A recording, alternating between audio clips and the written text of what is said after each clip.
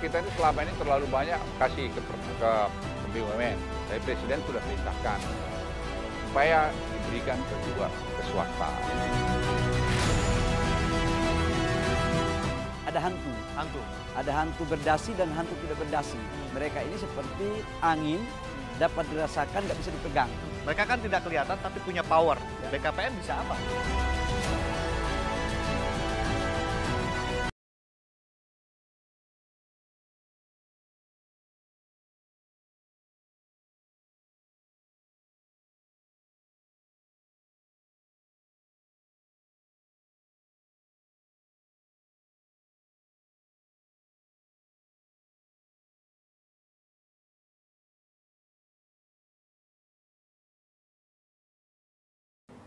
Krisis menghantam, sejumlah lapangan pekerjaan menghilang.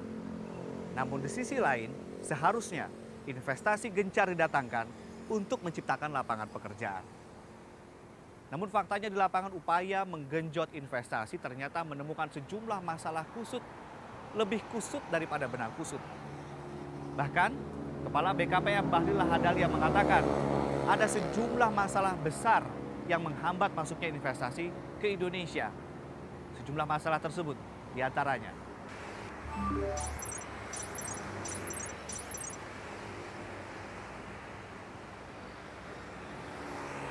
Selain sejumlah masalah tersebut, Indonesia masih menghadapi sebuah masalah besar, yakni penanganan COVID-19. Sebuah masalah yang sangat disoroti oleh investor, karena tentu saja ini sangat berpengaruh terhadap trust mereka untuk berinvestasi. Di tengah upaya kita memerangi COVID-19 di tanah air, ternyata kita masih harus bergelut dengan masalah-masalah klasik. Bahkan meminjam istilah dari Kepala BKPM, masalah-masalah klasik itu diantaranya adalah hantu-hantu investasi. Sejauh mana realisasi investasi di tahun 2020? Kami memiliki datanya dari BKPM. Data berikut ini menunjukkan realisasi investasi di kuartal kedua pada tahun 2019. Bagaimana dengan kuartal kedua di tahun 2020? Ini adalah data realisasi investasi di kuartal kedua tahun 2020. Dua data ini menunjukkan bahwa realisasi investasi di kuartal kedua 2020 mengalami tren penurunan dibandingkan dengan periode yang sebelumnya. Lalu kita bandingkan dengan data berikut ini. Data ini adalah data realisasi investasi pada periode Januari hingga Juni 2019. Bandingkan dengan data ini. Ini adalah data realisasi investasi pada periode Januari hingga Juni tahun 2020. Itu artinya realisasi investasi pada periode Januari hingga Juni 2020 trennya mengalami peningkatan dibandingkan dengan periode yang sama di tahun sebelumnya. Bagaimanakah upaya BKPM untuk menggenjot investasi dan juga menangani hantu-hantu investasi? Ikuti perbincangan kami bersama Kepala BKPM Bahlil Lahadalia. Adalah Bahlil Lahadalia, penggawa yang bertugas menggenjot investasi. Sebagai Kepala BKPM, ia mengaku ditugaskan oleh Presiden untuk segera menyelesaikan investasi mangkrak senilai 780 triliun rupiah yang menumpuk sejak 4 sampai 6 tahun silam. Hantu investasi adalah sorotan Bahlil. Ada hantu. Ada hantu berdasi dan hantu tidak berdasi. Mereka ini seperti angin, dapat dirasakan, nggak bisa dipegang. Namun dari 708 triliun tersebut sudah mampu terrealisasi kurang lebih sekitar 413 triliun. Itu sudah tereksekusi dan sekarang sebagian sudah mulai melakukan groundbreaking. Nah, harapan kita ke depan tinggal kurang lebih sekitar 289 triliun kurang lebih. Ini akan terselesaikan insya Allah paling lambat tahun depan. Ya, karena perintah Bapak Presiden salah satu KPI untuk kami adalah bagaimana menyelesaikan investasi 708 triliun. Yang mangkrak. Sebab apa? Kalau kita berbicara tentang promosi, kita promosi itu penting dan sangat penting sekali. Namun kalau kita sudah promosi, yang ada di depan mata nggak kita selesaiin, bagaimana jadinya? Nanti akan menjadi pukulan balik bahwa kesan investor kepada negara kita, asiknya kita promosi, asiknya menyerang, tapi dalam negeri sendiri kita tidak selesaikan. bertahan dan menyerang. Dalam arti kata menyelesaikan yang ada dan mencari yang dari peluang dari luar gitu ya. Ya. Pak Bahlil, ini soal hantu investasi ini menarik sekali istilah hantu investasi ini, apalagi tadi ditambahkan ada yang berdasi, ada yang tidak berdasi. Mereka kan tidak kelihatan tapi punya power. Ya. BKPM bisa apa, Pak Bahlil, untuk ngurusin ini? Tidak ada satupun institusi negara yang bisa mendeteksi secara regulasi untuk mengurus mereka ini. Yang bisa mengetahui itu hanyalah orang-orang yang pernah jadi hantu atau belajar ilmu hantu itu. Bagi pengusaha itu tidak ada masalah yang tidak bisa diselesaikan. Semua itu harus ada solusi dan cara harus ditemukan. Tadi kalau strategi dan juga cara dari BKPM untuk kemudian membereskan hantu-hantu yang nggak kelihatan tapi punya power. Ini banyak loh cerita teman-teman swasta, investor swasta begitu dihambat, kemudian diintimidasi. Ini strateginya apa dari BKPM? Kami bentuk tim dan langsung dikawal satu persatu. Jadi kami datangin pengusahanya dari investasi mangkrak contoh, kami datang tanyain apa masalah kalian. Ayo bikin tim dengan BKPM, BKPM datangnya satu-satu. Jadi metodenya tidak memakai pendekatan birokrasi. Metodenya pendekatan perkawanan, pendekatan entrepreneur. Jadi intinya kan win-win sebenarnya. Jadi di situ yang kami mulai buka. Banyak kalangan swasta yang tidak hanya merasa sulit dan dipersulit dalam berhadapan dengan perizinan, bahkan mendapatkan intimidasi dan kriminalisasi. Berlahan-lahan ini kita harus selesaikan. Saya tidak menaifkan itu, bahwa itu memang ada, yes. Tapi saya baru 1 tahun kan, Oktober tanggal 23 Oktober besok baru 1 tahun di pemerintahan. Ya. Jadi insya Allah berlahan-lahan kita mulai melakukan perubahan. Memang membangun persepsi itu harus dengan tindakan, tidak bisa hanya dengan wacana. Tidak bisa hanya dengan slogan. Kerja nyata itu akan mendapatkan satu pengalaman baru yang akan dirasakan oleh orang terhadap dampak positif dari keterlibatan BKPM dalam menyelesaikan masalah mereka. Peta jalan dari BKPM ke depan, apa yang ingin dilakukan untuk investasi khususnya di Indonesia terkait khusus dengan penanganan hantu-hantu investasi yang berdasi maupun juga yang tidak berdasi? Yang pertama, Undang-Undang Cipta Lapangan Kerja adalah instrumen untuk memulai awal agar meminimalisir tidak terjadinya hantu-hantu itu. Undang-Undang Cipta Lapangan Kerja ini sangat penting untuk meminimalisir. Karena hantu itu terjadi kan banyaknya birokrasi, banyaknya jara. Itu satu. Yang kedua, saya punya keyakinan realisasi investasi di tahun 2020 awalnya kan 886 triliun, kemudian kita revisi menjadi 817 triliun. Itu insya Allah bisa tercapai. Nah, kalau ditanya roadmap apa yang akan dibangun ke depan, arahan Bapak Presiden dalam visi misinya, dalam kebijakan programnya itulah transformasi ekonomi. Sebagai seorang birokrat dan juga pengusaha, ia akan berjuang bersama pengusaha yang ia sebut sebagai pahlawan negara dalam penciptaan lapangan pekerjaan.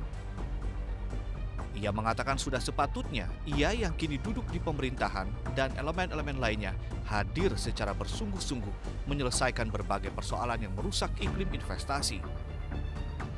Tujuannya tidak lain, menggenjot realisasi investasi, menciptakan sebanyak mungkin lapangan pekerjaan, dan tentu pertumbuhan ekonomi.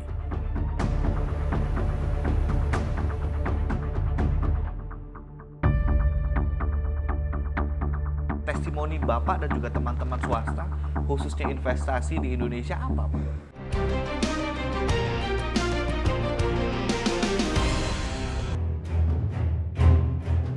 Lalu apa kata swasta terkait hantu investasi? Adalah Widodo Setiadi, Direktur Utama PT Karya Citra Nusantara atau KCN, perusahaan joint venture dengan BUMN yang membangun proyek strategis nasional Pelabuhan Marunda. Pembangunan KCN tersendat hingga menginjak usianya yang ke-8. Widodo menginterpretasikan hantu investasi sebagai pihak-pihak yang selalu melakukan hambatan regulasi yang membuat investasi terhambat. Karena baginya, prinsip pihak swasta hanyalah 3 hal, yakni kecepatan, ketepatan, dan kepastian hukum. Untuk khususnya proyek KCN, sampai hari ini belum bisa kita percepat. Karena sampai hari ini, sampai tahun ke-8 kan masih ada terjadi dispute di pemegang saham. Yang sebetulnya menurut kami dengan adanya waktu itu Pokja 4 sudah memberi rekomendasi, lalu meminta kita berdamai, ini bisa dilakukan percepatan. Cuma kan sayangnya di sini ada perbedaan konsep di pemegang saham. Berapa sih Pak tenaga kerja yang terserap di proyek strategis nasional? Ini kan proyek ini sebetulnya proyek hampir sebesar Tanjung Priok. Yang kita bangun itu 5.350 meter panjang dermaga dengan supporting area 100 hektar. Jadi kalau dengan itu cepat selesai, itu tentu ada ribuan tenaga kerja yang terserap. Karena kenapa? Di situ kan ada begitu bisa kapal sandar sekaligus 70 kapal. Ini tergantung besaran kapal.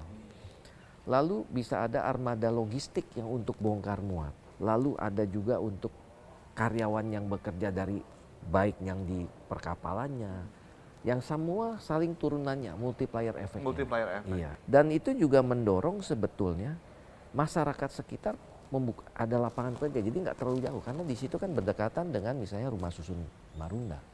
Nah, ini tinggal bagaimana nanti pemerintah mendorong kita bekerja sama dengan swasta.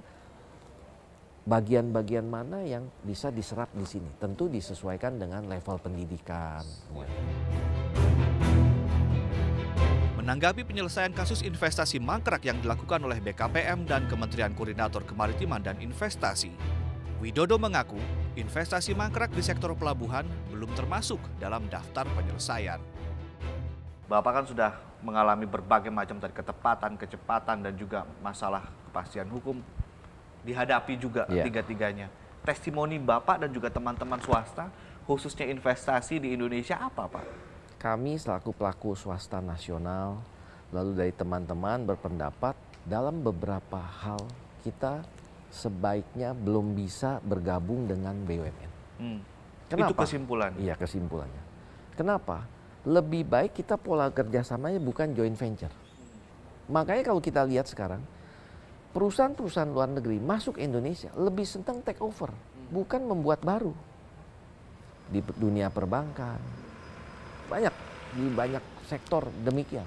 Atau bekerja sama dengan swasta, membeli. Nah itu akan lebih cepat momentumnya. Itu lebih menguntungkan pihak swasta. Betul. Tapi soal multiplier efek lebih bagus yang mana Pak? Idealnya. Sebetulnya kalau multiplier efek kan harusnya yang join ini. Karena kan pemerintah itu membawa misi agent of development. Dia tahu semua informasi, dia tahu tentang perizinan, perundang-undangan.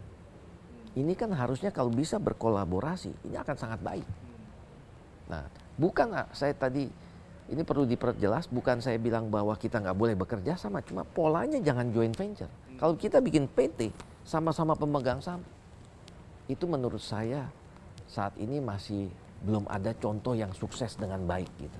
Citra iklim investasi yang saat ini justru sebetulnya sedang dibangun. Ya, ini mungkin yang bisa menilai adalah terutama pihak-pihak luar, Pak ya. Karena sebetulnya kalau kami mungkin kalau kita meminjam istilah bahwa pemerintah ini kan selalu mencari bagaimana meyakinkan investor baik dari luar maupun dalam negeri.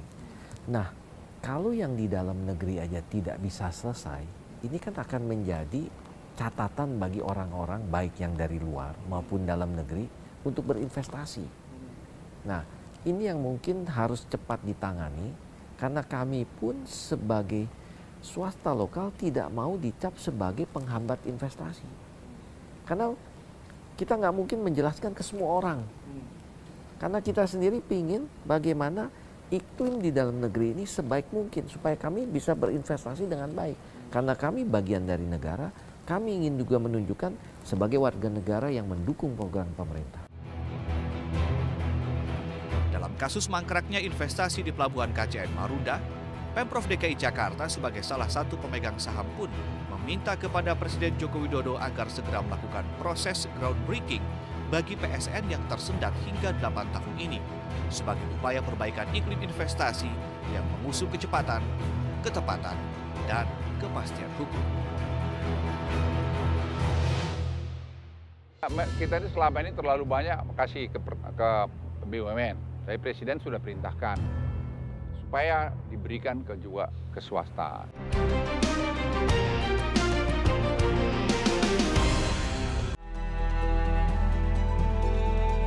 Catatan pihak investor swasta sangat mengapresiasi segala bentuk upaya dari pemerintah dalam membentuk satuan khusus dalam menggenjot realisasi investasi dan penciptaan lapangan pekerjaan. Namun, mereka berharap agar badan-badan apapun itu namanya harus memiliki kewenangan lebih, khususnya dalam penegakan hukum dan kewenangan investigasi kasus sengketa investasi B2B atau business to business. Saya menemui Menteri Koordinator Bidang Kemaritiman dan Investasi, Luhut Binsar Panjaitan. Pak, kalau tidak salah kan Pak Jokowi, Pak Presiden meminta Pak Luhut untuk agar realisasi investasi kita turunnya tidak lebih dari minus 5% Pak di kuartal ketiga. Ya satu sebenarnya menganukan kepada mereka, membangun confidence ya, membangun percaya diri bahwa kita betul melindungi investasi dia. Dan itu kita lakukan.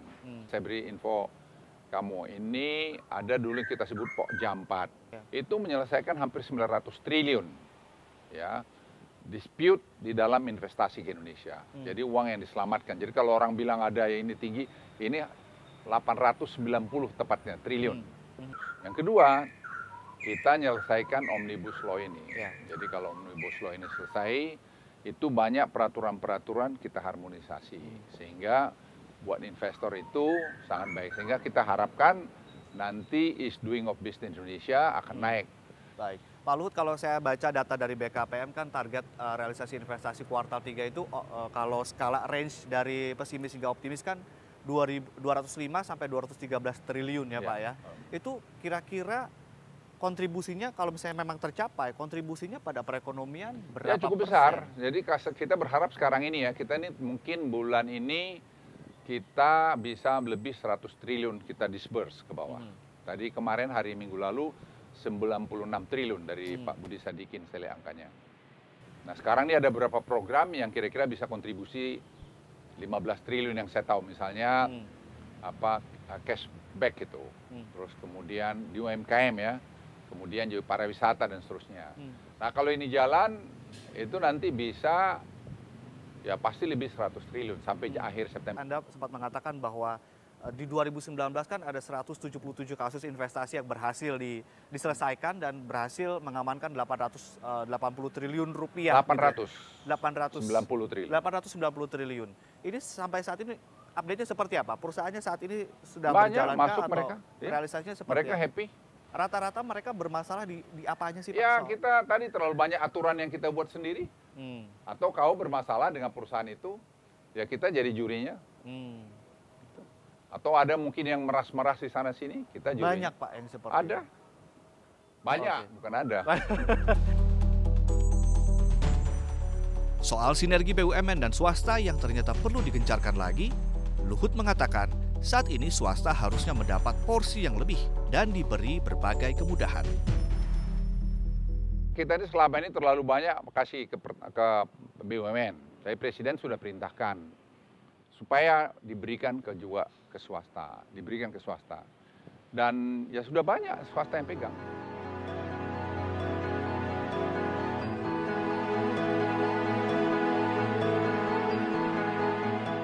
Hantu investasi bisa berbagai macam bentuknya.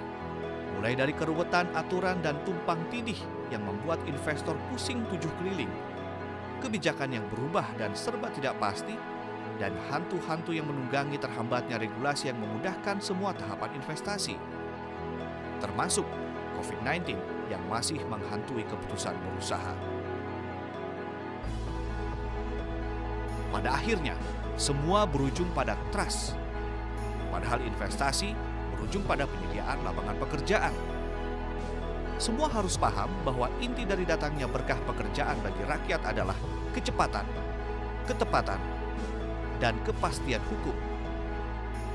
Jangan sampai saat ini boleh, 5 tahun kemudian jadi dilarang. Kalau begitu, siapa yang mau menanamkan modal?